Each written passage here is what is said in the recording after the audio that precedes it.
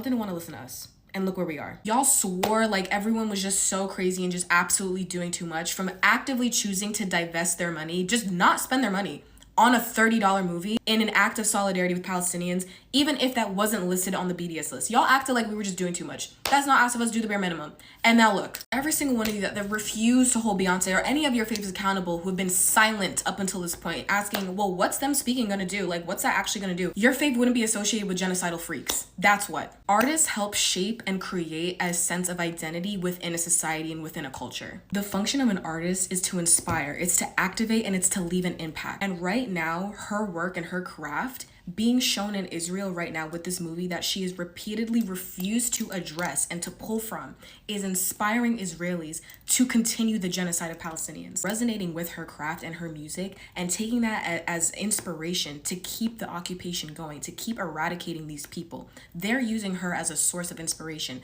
to keep going with this genocide. Israelis have the luxury and the privilege to see this movie and engage in some escapism, something that Palestinians in Gaza and Jenin and West Bank haven't been able to do in weeks. Just a few miles away, entire families are being wiped off the map. And right now, Beyonce stans that refuse to be critical of Beyonce and hold her accountable should be asking themselves, what is Beyonce genuinely doing with her power and her influence as an artist right now? Because it's December 2nd. October 7th was 2 months ago, and we're 75 years into this occupation. Even if Beyonce released a statement tonight, if it's not followed up with material reparations for the people in Gaza, in Jenin, in West Bank, all over Palestine who have been directly impacted by this genocide, by this ethnic cleansing, her statement doesn't mean jack shit, because the damage has already been done, and it's been a day. There were over 1,000 artists that signed an open letter saying that they are with Palestinians and that they're going to use their craft and their art and their influence and their platforms to be in solidarity, to amplify Palestinian voices. Beyonce is not on that list right now. The reason these artists, these celebrities,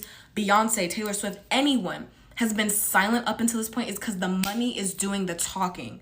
That's why they're not saying shit. Beyonce is gonna get a cut of whatever revenue she's gonna get from this movie being shown in AMC in Israel. That is the material benefit that she gets at the expense of Palestinians. Are there people that hate Beyonce just because she's Beyonce and they have actually no reasoning behind it? Yes. Are those the same people that right now are validly critiquing the ways that Beyonce has a history and a proven track record of co-opting social justice movements for her own material gain to push an album or to push a project? No. Because at this point, to be using all this revolutionary radical imagery, all this revolutionary radical lyricism, and doing the complete opposite, not standing or vocally saying exactly where you are right now in this moment in history, you are just a grifter, point blank, period. And for all of these excuses of why Beyonce can't do anything, she owns Parkwood Entertainment. If she wanted to call the executives of AMC, if she wanted to shell out however millions of dollars to break whatever contract agreement y'all swear she's under for why she can't pull this movie from Israel, she could easily do that. And she can easily do that because she's a billionaire. Like, y'all are swearing up and down that like she has absolutely, like there's nothing that can be done. And instead she's not doing that. And she's silent. And let's all remember, we just saw Beyonce release a commercial during the Macy's Thanksgiving Day Parade. That is one of the most watched programs on American TV every single year. Couldn't use that 20 seconds to say a word.